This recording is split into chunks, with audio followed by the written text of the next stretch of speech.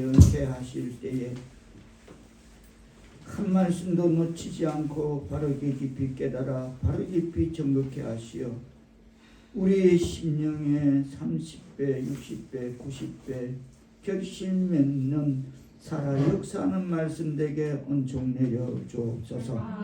예수님의 이름으로 기도합나이다. 부활절 주간을 맞아 지난 수요 3일 예배 말씀으로 죽은 지 이미 나흘이나 지난 나사로를 예수님께서 무덤에 있는 죽은 나사로에게 큰 소리로 나사로야 나오라 부르시니 죽은 나사로가 수족을 배로 동인 채로 무덤에서 걸어 나왔음을 전하면서 예수님의 부활은 우리의 부활을 미리 알려주는 예포다 그랬습니다. 오늘 본문에서 에스겔은 불가능을 가능케 하시는 하나님의 위대한 능력을 발견합니다. 그것은 곧 골짜기의 마른 뼈들이 부활하는 환상을 통하여 절망에 빠진 백성들에게서도 회복의 가능성을 발견하고 담대하게 이스라엘의 회복을 선포합니다. 마른 뼈 골짜기의 환상은 이스라엘의 역사적인 회복을 뜻합니다. 1절, 2절을 다시 한번 뜻을 생각하시면 에스겔서 37장 1절, 2절을 받들어 공독해 주시겠습니다. 시작. 여호와께서 권능으로 내게 임하셨고 그의 영으로 나를 데리고 가서 골짜기 가운데 두셨는데 거기 뼈가 가득하더라. 나를 그 뼈 사방으로 지나가게 하시기로 즉 그 골짜기 지면에 뼈가 심이 많고 아주 말랐더라. 아멘. 이 말은 마른 뼈 상태를 통해서 하나님의 심판을 받아 멸망하게 된 유다 민족의 모습을 조명하고 있습니다. 하나님은 에스겔 선지자를 어느 골짜기 가운데로 두셨는데 그곳에는 뼈가 가득했습니다. 성경은 그곳을 에스겔의 골짜기, 마른 뼈 골짜기 이렇게 말하고 있습니다. 그런데 그 뼈들이 완전히 말라 비틀어진 상태였습니다. 이것은 이스라엘 민족의 상태가 이미 절망적인 상황에 도달했다는 것을 암시합니다. 하나님의 백성의 삶이 피폐합니다. 푸석푸석합니다. 지치고 약해져서 육체적으로도 정신적으로도 매우 좋지 않은 상태입니다. 너무 말라서 푸석해서 살짝 손가락으로 찌르기만 해도 와르르 무너질 것 같은 그런 상태가 하나님의 백성들의 그 당시의 삶이었습니다. 아니, 내 잘났다고 하나님 없어도 얼마든지 잘 할 수 있다 생각하고 하나님을 떠난 삶을 스스로 선택했던 이스라엘 백성들은 내 가진 지식, 내 젊음, 내 건강 갖고 얼마든지 할 수 있다며 그 길을 스스로 선택하며 하나님을 떠났던 그들이 하는 그 어떤 일에는 그 무엇에는 생명의 흔적인 생기가 활기가 전혀 남아있지 않았습니다.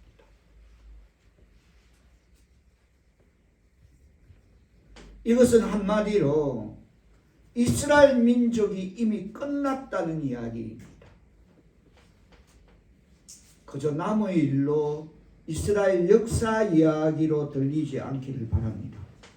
아멘.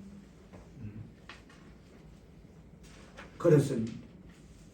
하나님 없어도 얼마든지 내가 할 수 있다는 그 결과로 그들은 이미 하나님의 심판을 받아 멸망한 상태이었습니다.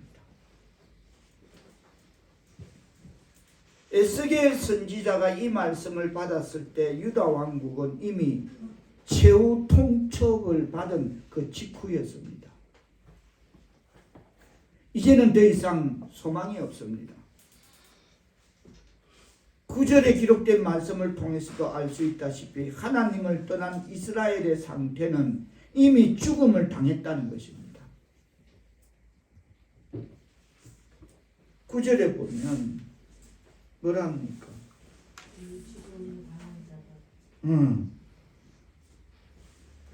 이 죽음을 당한 자에게 하고 이미 죽음을 당한 자들이 누구라고 합니까? 자 11절 이 죽음을 당한 자가 누굽니까? 뜻을 생각하시며 받들어 보도록 하십니다. 시작. 또 내게 이르시되 인자야 이 뼈들은 이스라엘 온 족속이라. 그들이 이르기를 우리의 뼈들이 말랐고 우리의 소망이 없어졌으니 우리는 다 멸절되었다 하느니라.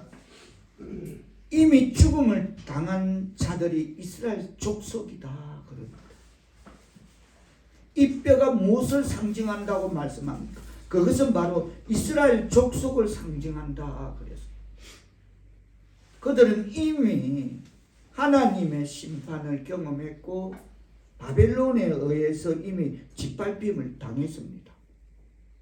그리고 대부분의 유다 백성들은 바벨론의 포로로 끌려왔고 그리하여서 전 세계로 흩어져 사는 외부 영향을 수동적으로 받아들일 수밖에 없는 자의적이 아닌 타의적으로 외부 영향을 받아들일 수밖에 없는 그런 비참한 운명을 감수하고 있었습니다.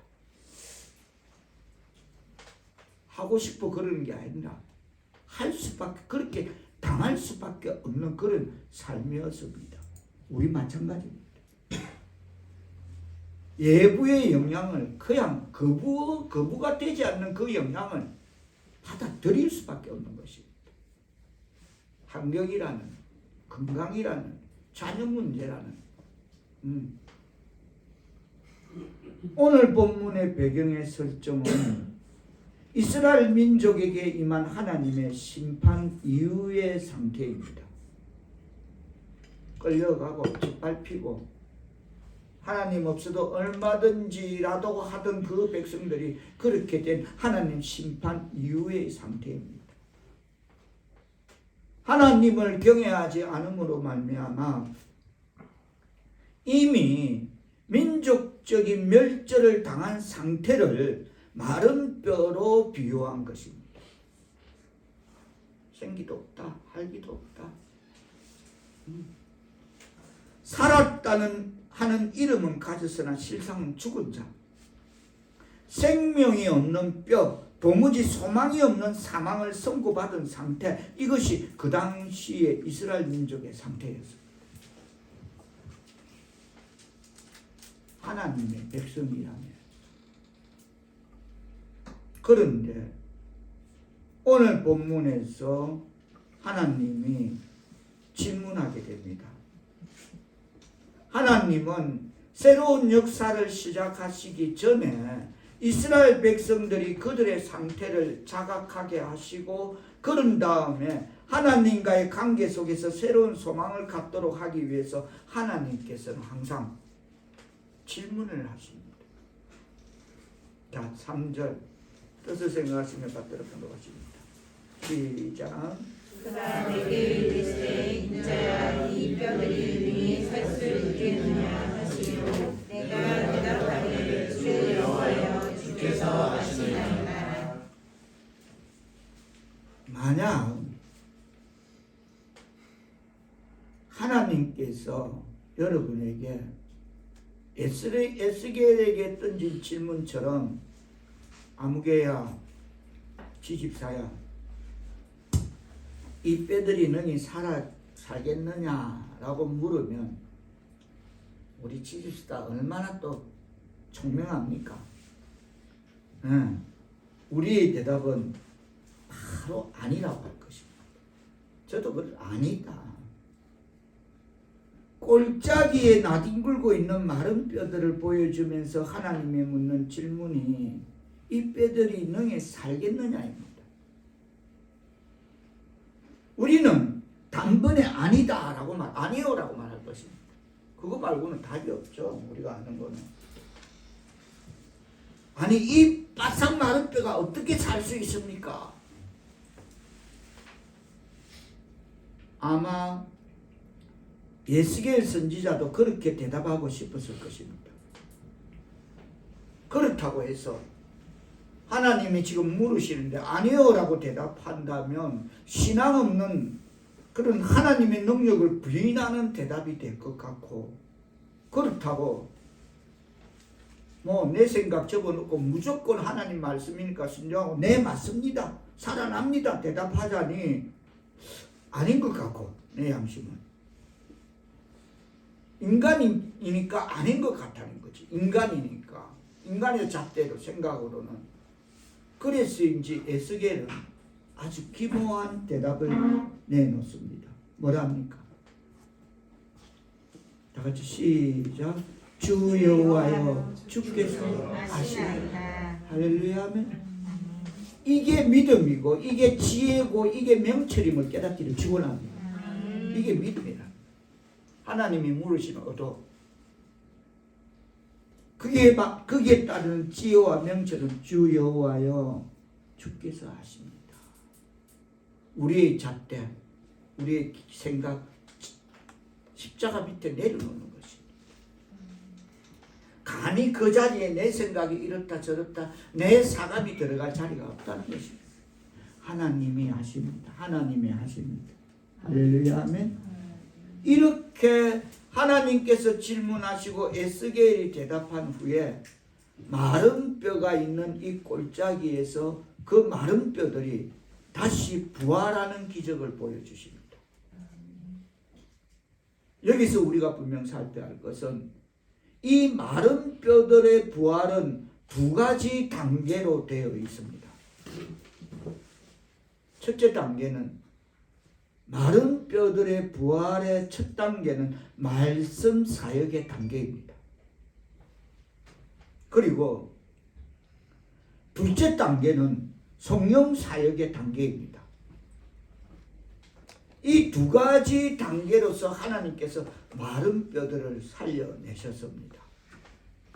다시 표명드리자면 하나님은 처음에는 말씀으로, 그런 다음에는 성령으로 이스라엘 민족을 부활시켰었습니다. 마른 뼈 같은 그 민족을.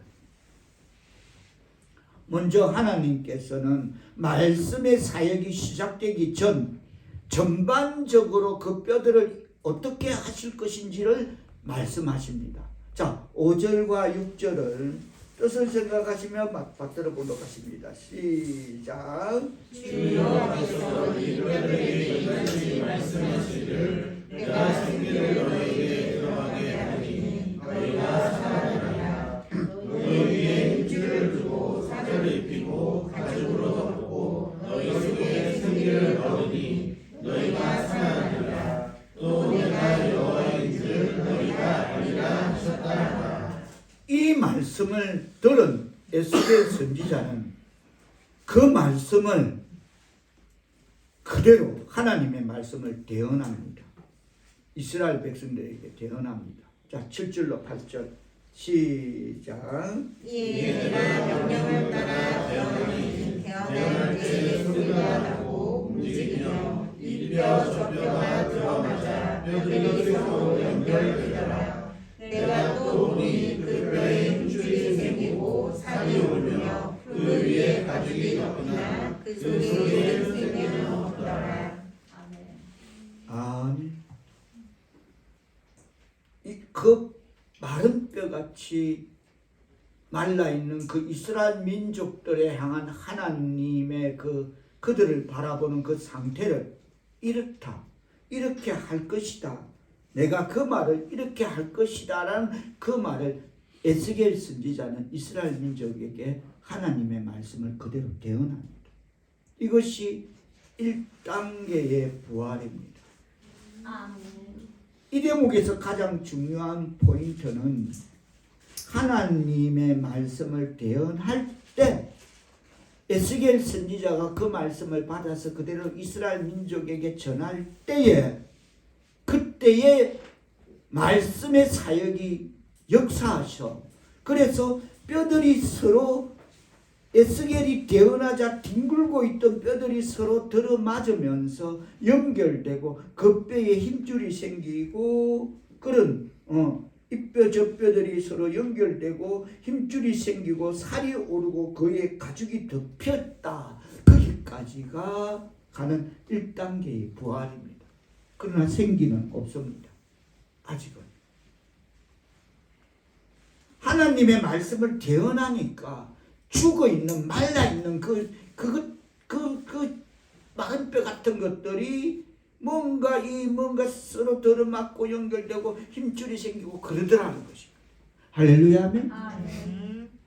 잘 우리가 이 말씀을 어디에 적용해야 되는지 우리의 신앙의 삶이 이것이 어디에 적용 가능한 것인지를 스스로 자각 진단을 해야 될 것입니다. 아 그렇구나. 복음은 전하기만 되면 전하면 되구나. 듣든지 안 듣든지 전하면 말씀의 사역은 여기서 전하면 역사하는구나. 그렇습니다. 이것이 1단계의 부활 사역입니다. 말씀만 사역한 것입니다. 사역 제가 이랬는데 노역, 사역 이런 거 있잖아요. 노역은 뭐 강제로 막 잡아다가 막 군대 가면 막 땅굴 팔아 또 떼찌까 만들어라 이건 사역이 아니라 노역에 가까운 거고. 예. 사역이란 사람을 불이어 일을 시키는 것. 하나님이 에스겔을 불이어 그렇게 말해라고 시키는 것. 하나님이 우리를 불이어 전도해라고 시키는 것. 이게 사역입니다. 또는 시킴을 받아 어떤 작업을 하는 것. 그게 사역입니다. 하나님이 에스겔에 시켜서 에스겔의 그것을 받아서 시킴을 받아서 어떤 작업을 하는 것. 그게 사역인 것입니다. 하나님이 에스겔에게 그 말씀 사역을 명령하셨고 에스겔 선지자는 하나님의 말씀을 대신 전하였습니다. 대언하였습니다. 그게 사역입니다. 복음을 전하는 것 사역입니다. 골짜기에 가득하던 뼈들은 말씀을 통해서 이제 하나의 사람으로 활동할 수 있는 사람의 형상을 갖추기 위한 준비가 세팅이 되었습니다. 딱딱딱딱 맞아서 이제 뭔가 이제 좀 굴러갈 것 같아. 사람답게 좀 굴러갈 것 같아. 그러나 아직 생기에 대한 언급이 없습니다. 드디어 둘째 단계인 성령 사역 단계로 진입합니다. 자, 9절, 10절 뜻을 생각하시며 받들어 넘어가십니다. 시작. 우리에게 이르되 인자야 너는 생기를 향하여 대언하라. 생기에게 대언하여 이르기를 주 여호와께서 이같이 말씀하시기를 생기야 사방에서부터 와서 이 죽음을 당한 자에게 물어서 살아나게 하라 하셨다 하라.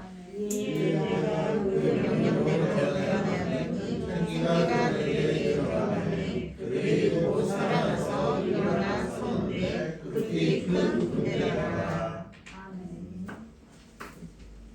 마른 뼈에게 하나님 말씀을 대언한 에스겔이 마른 뼈들에게 하나님의 말씀을 던지니까 그들이 서로 연결되고 살이 입히고 가죽이 덮이고 이렇게 되는 과정에서 생기가 없으니까 이번에는 하나님께서 에스겔아 저들에게 성령을 부어달라고 전해라.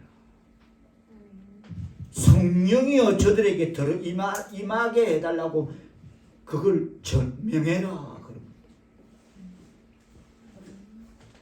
생기란 원어로 루아힘, 바람 또는 호흡, 한마디로 영을, 영, 성령, 이것을 생기라고 말하는 것입니다.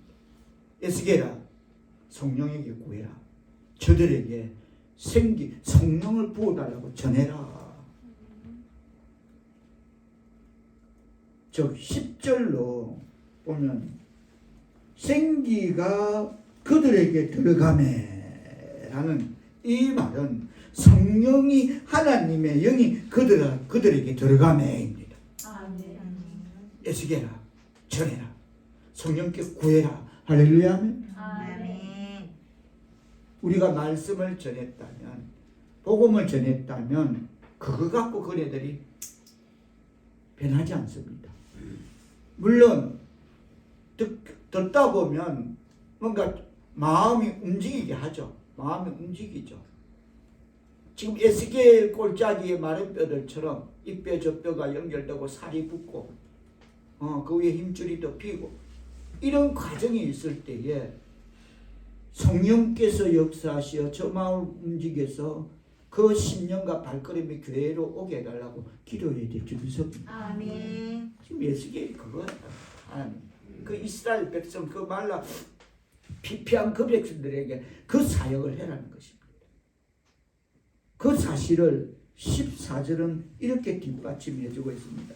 14절 잠깐 읽겠습니다. 시작. 내가 또 내 영을 너희 속에 두어 너희가 살아나게 하고 내가 또 너희를 너희 고국 땅에 주리니 나 여호와가 이 일을 말하고 이룬 줄을 너희가 아느니라. 여호와의 말씀이니라. 내가 또 내 영을 너희 속에 두리라. 하나님의 이름을 경외하는 하나님의 백성 사울교성도 여러분, 오늘 본문 말씀을 통해 우리는 이스라엘 민족의 부활의 모습을 상징하는 마른 뼈들의 부활의 장면에서 두 단계의 부활이 있음을 살펴보았습니다. 첫 번째는 말씀만으로 사역했습니다. 그랬더니 마른 뼈들이 사람의 형상이 갖추어지기 시작했습니다. 말씀의 사역이 시작되니까 마른 뼈들이 사람의 형상이 갖추어졌습니다. 그런데 그것만은 안 되었습니다.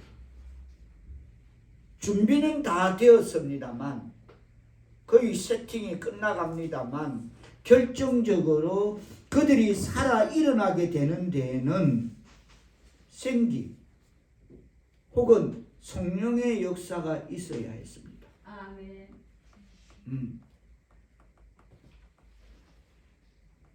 그때에야 비로소 그들은 살아있는 생명체가 되었고 큰 군대가 되어 움직이기 시작하게 되었습니다. 마른 뼈들의 부활은 두 가지 단계로 되어 있다 하였습니다.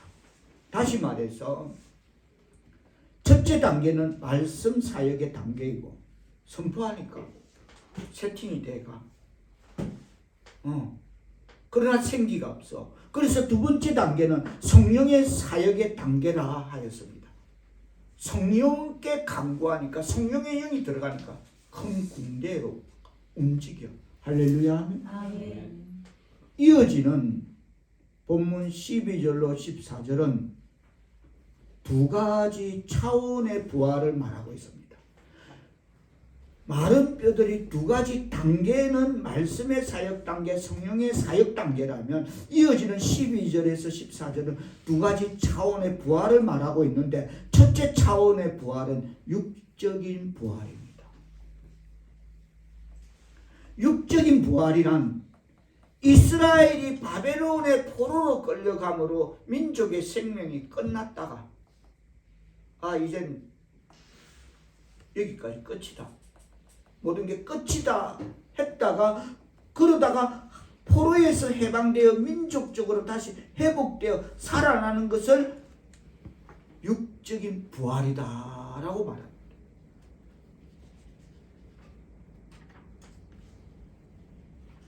자, 12절, 13절 뜻을 생각하시며 받들어 공독해 주시겠습니다. 시작. 그러므로 너는 너희가 그들에게 이르기를 주여 여호와께서 말씀하시기를 내 백성들아 내가 너희 무덤을 열고 너희로 거기에서 나오게 하고 이스라엘 땅으로 들어가게 하리라. 내 백성들아 내가 너희 무덤을 열고 너희로 거기에서 나오게 한즉 너희는 내가 여호와인 줄을 알리라. 아멘.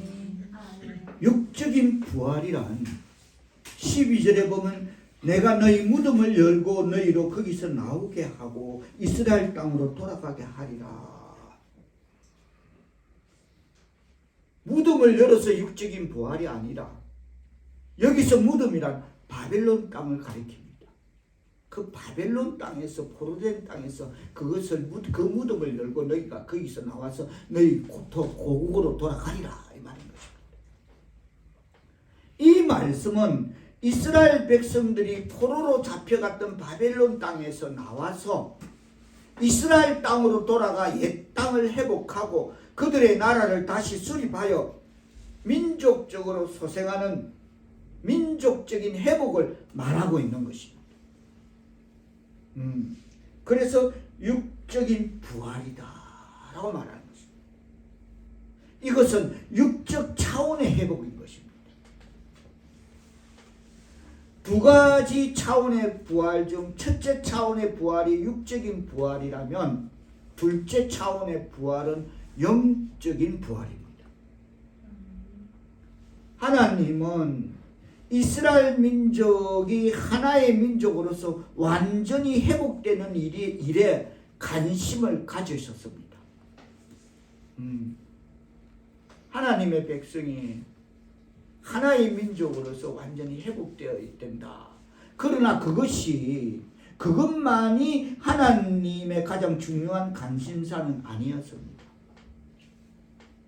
하나님께서는 성령의 역사로 이스라엘 민족이 참으로 살아있는 민족이 되게 되는 것, 성령의 역사로 살아있는 민족이 되는 것, 그렇게 되게 하는 것, 그것에 관심을 두었습니다. 자, 14절 다시 한번 뜻을 생각하시며 받들어 보도록 하십니다. 시작. 내가 또 내 영을 너희 속에 두어 너희가 살아나게 하고 내가 또 너희를 너희 고국 땅에 두리니 나 여호와가 이 일을 말하고 이룬 줄을 너희가 알리라. 여호와의 말씀이니라. 아멘. 다시 말해서 하나님은 이스라엘 민족이 그저 하나의 민족으로서 단일 민족으로서 완전 회복되는 것 당연하죠. 그것 갖고 아니라는 겁니다. 그보다 중요한 건 하나 되면 뭐하냐는 겁니다. 영혼 없는 하나면 뭐하냐는 겁니다. 그래서 그것 말고 성령의 역사로 이스라엘 민족이 참으로 살아있는 민족이 되게 하는 것, 그게 관심이 있다는 거예요. 그래서 14절에 내가 또 내 영을 너희 속에 두고 너희가 살아나게 하겠다라는 것입니다. 이 성령이 없으면 하나 아니라 물이 아니라 있으면 뭐하냐는 겁니다. 머릿수만 채워지면 뭐하냐는 겁니다. 그래서 그들이 하나님과 바른 관계를 맺고 영적으로 살아있는 민족이 되는 영적인 회복이 이 민족을 향한 하나님의 더욱 중요한 관심사임을 깨닫는 말씀 되기를 바랍니다. 내가 내 영을 너희에게 두겠다. 회복? 민족의 회복만 있으면 뭐하냐는 겁니다. 이스라엘의 영적인 회복은 36장에 보면 더욱 강조되고 있습니다. 먼저 36장 24절을 보면 에스겔서 36장 24절에 보면 이스라엘 민족이 그들의 옛 땅으로 돌아가는 정치적 회복에 대한 메시지가 기록되어 있습니다. 내가 너희를 여러 나라 가운데서 인도하여 내고 여러 민족 가운데서 모아 데리고 고국 땅으로 돌아가겠다라고 옛 땅으로 돌아가는 정치적 회복에 대한 메시지가 기록되어 있습니다. 그런데 그 사실만 예언되었던 것이 아닙니다. 더욱 중요한 예언의 핵심은 26절과 27절입니다. 자, 뜻을 생각하시며 받들어 본 것 같습니다. 시작. 또 새 영을 너희에게 부어 새 마음을 너희에게 주시네. 너희 육신에서 굳은 마음을 제거하고 부드러운 마음을 주실 것이며 또 내 영을 너희 속에 부어 너희로 내 율례를 행하게 하리니 너희가 내 율례를 지켜 행할지라. 하나님의 온 관심은 거듭편한 결에서 그냥 이스라엘 민족이 하나의 민족으로서 완전 회복되는 거 아니? 그거 완전 회복 아니? 그래봤자 아무 소용없다. 하나님의 영이 성령의 영이 너희 마음에 있지 않고 너희가 그러지 않으면 너희 육신의 굳은 마음을 제거해지지가 않는다. 그 마음이 들어가야 성령이 들어가야 너희 마음이 굳은 마음이 부드러워진다. 26절은 그래서 내 영을 너희에게 주어서 너희가 그래서 그 영으로 내 율례를 따르고 너희가 내 규례를 지키는 것 그것이 내가 원하는 것이다. 너가 또 하나의 민족 되면 또 돌아간다. 너가 해봤잖아. 고기도 먹어본 사람이 안다고 너가 자주 거짓한다. 너가 좀 있으면 정 따시고 배부르면 또 하나님이 어디 갔나 하나님이 뭔데라고 또 그런다. 너 그 굳은 마음 죄라. 성령이 있어야 너희한테 부드러운 마음을 주고 그래야 성령이 있어야 너가 내 율례와 규례를 따른다. 그게 더 중요하다. 깨닫는 말씀 되기를 바랍니다. 우주 주님처럼 머릿수만 많다고 되는 일 그래서 일이 되는 게 아니라는 겁니다. 다시 말하면 하나님의 궁극적 관심은 이스라엘 민족이 정치적으로 그들의 땅을 회복하는 것이 아니라 이스라엘 백성의 영적인 회복에 있다는 것입니다. 그래야만이 너희들 굳은 마음이 부드러워집니다. 돌 같은 마음이 부드러워진다. 그래야만이 그것이 깨지야 너희들이 내 율례와 규례를 따른다. 아니면 또 돌아간다.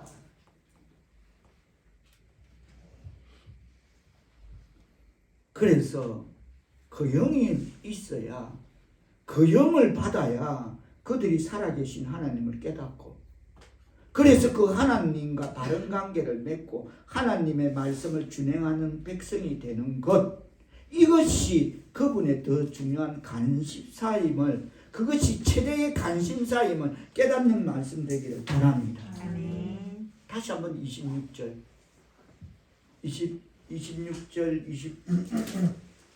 27절 뜻을 생각하시며 받들어 보도록 하겠습니다. 시작. 또 새 영을 너희 속에 두고 새 마음을 너희에게 주세. 너희 육신에서 굳은 마음을 제거하고 부드러운 마음을 줄 것이며 또 내 영을 너희 속에 두어 너희로 내 율례를 행하게 하리니 너희가 내 규례를 지켜 행할지라. 그거 있어야 된다. 그거 있어야. 그렇습니다. 더욱 중요한 하나님의 관심은 육적인 부활. 너희가 바벨론에서 그 바벨론이라는 그 너희가 숨도 못 쉬고 살았던 그 무덤 같은 거기서 그저 탈출해 나오는 것 그거 아니라는 것이. 하나님의 관심은 그거 아니라는 것. 영적인 것이라는 겁니다. 새 영을 너희가 받으면 너희 돌과 같은 마음이 부드러워지고 그럴 때에 너희가 내 율례와 규례를 지키며 살아갈 수 있다. 신앙의 삶에 적용되기를 축원합니다. 아멘. 그렇습니다. 마른 뼈와 같았던 이스라엘 민족들이 하나님의 말씀의 사역과 성령의 사역을 받았습니다. 서두의 사역이란 사람을 부리는 일, 사람을 부려서 시키는 것, 그리고 또 누구로부터 시킴을 받아 어떤 작업을 하는 것, 이게 사역이라 하였습니다. 하나님이 에스겔에게 말씀의 사역을 명령하셨고, 에스겔 선지자는 하나님의 말씀을 마른 뼈들 같은 삶이 피폐한 나머지 생명의 흔적인 생기조차 없는 이스라엘 민족들에게 대언했습니다.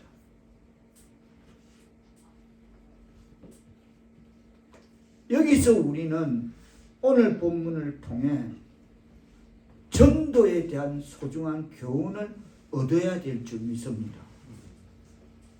하나님의 백성 사울께 성도 여러분, 우리도 전도할 때에 에스겔처럼 하나님의 말씀을 대언합니다. 말씀을 증거하는 것은 우리의 사역입니다. 다 같이 따라합니다. 말씀을 증거하는 것은 말씀을 증거하는 것은 우리의 사역이다. 우리의 사역이다. 다시 말해서 우리도 에스겔처럼 전도할 때 하나님의 말씀을 대언합니다. 이 마른 뼈와 같은 이 골짜기에 수많은 뒹굴러 있는 이런 마른 생기 없는 영혼 없는 이런 자들에게 하나님의 말씀을 대언합니다. 그러나 그것만 가지고는 사람들이 구원받는 것은 아닙니다. 우리가 말씀을 전할 때 하나님께서 도우셔야 할 일이 있습니다. 그 일은 무엇입니까? 하나님의 생기가 말씀을 듣는 자의 마음속에 들어가는 일입니다. 하나님께서 에스겔 선지자에게 마른 뼈에 대해서 이야기하면서 대언하라고 대언할 때 그 다음 단계거든. 에스겔아, 생기를 불어넣어라. 성령을 그들에게 여어라 그럽니다. 에스겔이 또 그걸 대언합니다. 그렇게 할 때야 비로소 그의 영혼이 소생할 수 있는 것입니다. 우리는 주께서 우리에게 명하신 그대로 주의 말씀을 전할 뿐입니다. 분명한 것은 우리가 말씀을 전했을 때 듣는 자들이 하나님의 생명을 받을 준비를 한다는 것입니다. 강한 부정은 긍정을 낳는다고 그럽니다. 의심이 해소되면 확신이 된다고 그럽니다. 참 기감이 되는, 의심이 해소되면 확신이 된다. 강한 부정은 긍정. 우리가 잘 알잖아요. 박미옥 집사. 내하고 집사님 앞에 가면 뭐 주문 내면서 저번에도 했잖아요. 너무나 잘 믿는다. 내 주문입니다. 강한 부정이 긍정을 낳는 겁니다. 강할 때 부러지는 것입니다. 쇠도. 그 결정적인 어느 그때에 부러지는 것입니다. 다시 말해서 분명한 것은 우리가 말씀을 전할 때 듣는 자들이 하나님의 생명을 받을 준비를 한다는 것입니다. 중요한 것은 누가 그렇게 역사합니까? 성령이 하시는 역사입니다. 바로 이것을 오늘 본문은 우리에게 말하고 있습니다. 그렇습니다. 우리가 주의 말씀을 전할 때 듣는 자들은 살아날 준비를 갖추는 것입니다. 그러나 동시에 이 말씀을 통해서 역사하시는 성령님의 사역을 간과하지 마시기 바랍니다. 우리가 주의 말씀을 전할 때 이 말씀을 사용하시는 성령께서 우리가 말씀을 전파한 대상들 속에 생기가 되어 들어갈 때 그들이 부활되는 즐거운 장면을 우리가 한번 생각해 봐야 됩니다. 자, 요한복음 5장으로 잠깐 성경을 말씀을 맺으면서 요한복음 5장 24절로 한번 가보겠습니다. 제 성경은 신약 150페이지.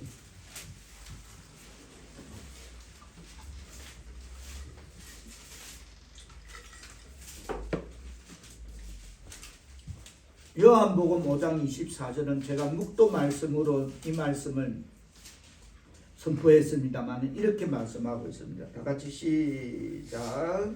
내가 진실로 진실로 너희에게 이르노니 내 말을 듣고 또 나 보내신 이를 믿는 자는 영생을 얻었고 심판에 이르지 아니하나니 사망에서 생명으로 옮겼느니라. 아멘. 아멘. 영생을 얻는데 사망에서 생명으로 옮깁니다. 할렐루야. 아멘. 아멘. 25절은 뭐랍니까? 다 같이 뜻을 정하시면 받들어 공부해 주십니다. 시작. 진실로 진실로 너희에게 이르노니 죽은 자들이 하나님의 아들의 음성을 들을 때가 오나니 곧 이때라. 듣는 자는 살아나리라. 아멘. 아멘. 다 같이 따라합니다. 듣는 자는 살아나리라. 듣는 자는 살아나리라. 즉 죽어 있는 자들이 하나님의 아들의 음성을 말씀을 복음을 들을 때가 온다는 것입니다. 이때가 그때인 줄 믿습니다. 아멘. 우리가 교회 다니는 것, 주일 지키는 것, 그거는 이거 해라고 하는 겁니다. 기회 있을 때마다 이거 해라는 것입니다.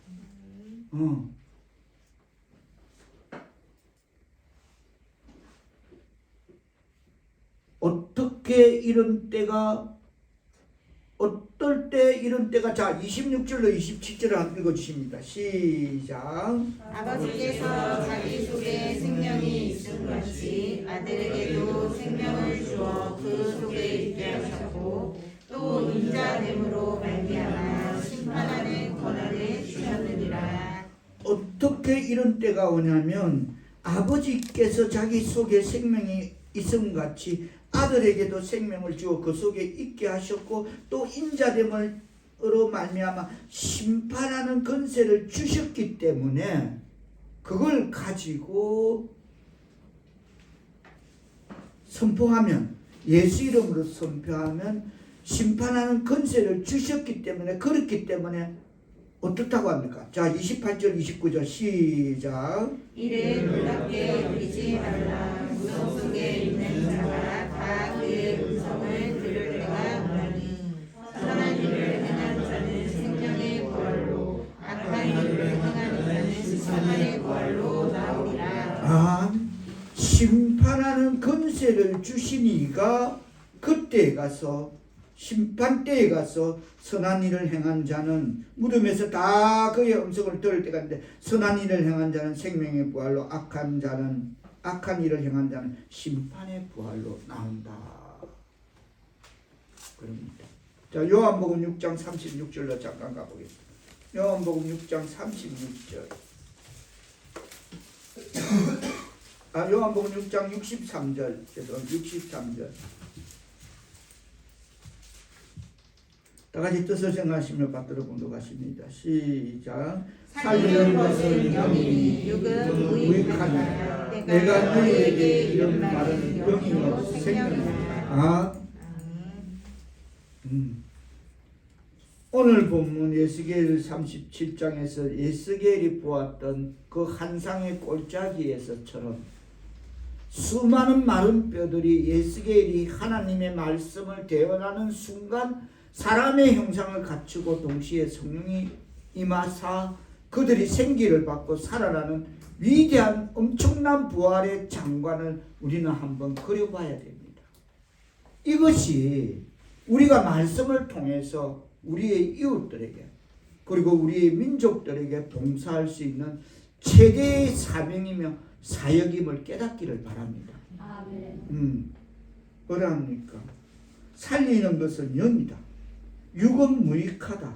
내가 너희에게 이런 말은 영이고 생명이다. 할렐루야 하면 하나님의 백성 사울께서도 여러분 하나님은 에스겔에게 맡기셨던 말씀의 대언의 특권을 우리에게 맡기시사 마른 뼈와 같은 교회 밖에 있는 생명이 없어 죽어 있는 아무개라는 이름은 가졌으나 영혼이 죽어 있는 나와 관계되어져 있는 그들을 향해서 말씀을 증거하도록 명령하시고 또 우리가 이 말씀을 전할 때 그들에게 생명을 주시는 하나님의 엄청난 부활의 사역을 하나님께서 벌레보다 못한 저와 여러분에게 이런 사역을 맡기심에 대하여 감사하는 하나님의 백성 사울교회 성도들 다 될 수 있기를 예수님의 이름으로